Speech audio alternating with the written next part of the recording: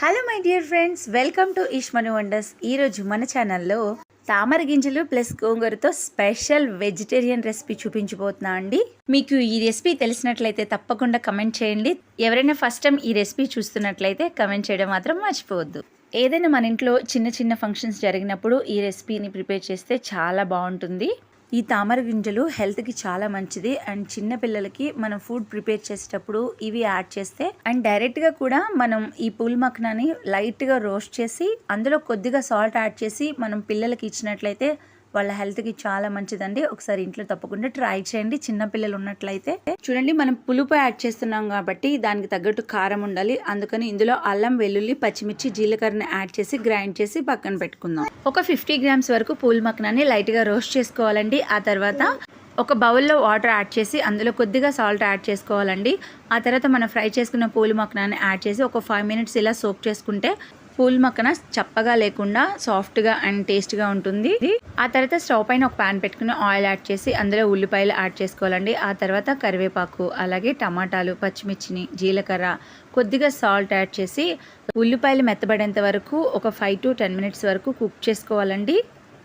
చూడండి, మనకి టమాటాలు మంచిగా కుక్ అయ్యి మెత్తబడిపోయినాయి కదా. ఇప్పుడు మనం ముందుగా ప్రిపేర్ చేసుకున్న అల్లం పచ్చిమిర్చి పేస్ట్ని యాడ్ చేసుకోవాలండి. పచ్చివాసన పోయేంత వరకు మనం ఫ్రై చేసుకోవాలి ఈ పేస్ట్ అనేది. ఈ తామర గింజల్లో ఉండే పోషకాలు వీళ్ళు చిన్నప్పుడైతే తెలియదండి, చాలా లైట్గా తీసుకునేవాళ్ళు.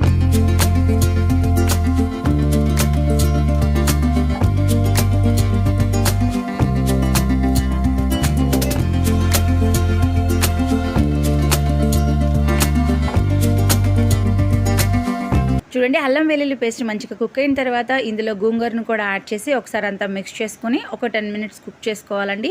గోంగూరలో కొంచెం సాల్ట్ అండ్ కారం కూడా ఎక్కువే పడుతుంది కాబట్టి కొంచెం చూసుకొని యాడ్ చేసుకోండి. ఇప్పుడు ఇందులో స్పైసెస్ యాడ్ చేసుకోవాలి.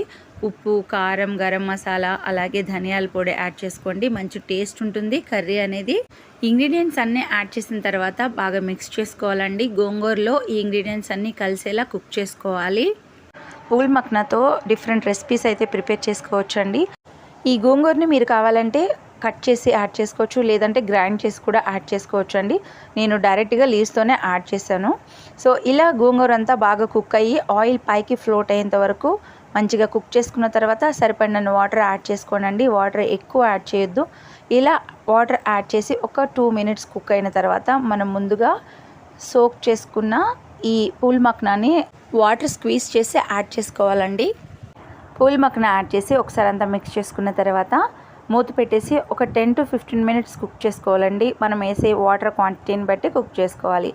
ఇలా లాస్ట్లో కొత్తిమీరని యాడ్ చేసుకుంటే ఎంతో టేస్టీగా ఉండే పూల్ మఖనా గోంగూర కర్రీ రెడీ అయిపోతుందండి. సో తప్పకుండా మీ ఇంట్లో ట్రై చేయండి. ఈ రెసిపీ మీకు ఎలా అనిపించింది అనేది నాకు కమెంట్ చేయడం మాత్రం మర్చిపోవద్దు. మీలో ఎవరైనా నా ఛానల్ ఫస్ట్ టైం విజిట్ చేస్తున్నట్లయితే తప్పకుండా లైక్ చేయండి వీడియోని. మరిన్ని వీడియోస్ కోసం మన ఛానల్ని తప్పకుండా సబ్స్క్రైబ్ చేయండి. చూడండి, కలర్ఫుల్ కర్రీ రెడీ అయిపోయింది. చాలా టేస్టీగా ఉంది. మీ ఇంట్లో తప్పకుండా ఈ రెసిపీని ట్రై చేయండి. Thank you so much my dears. Thanks for watching my video.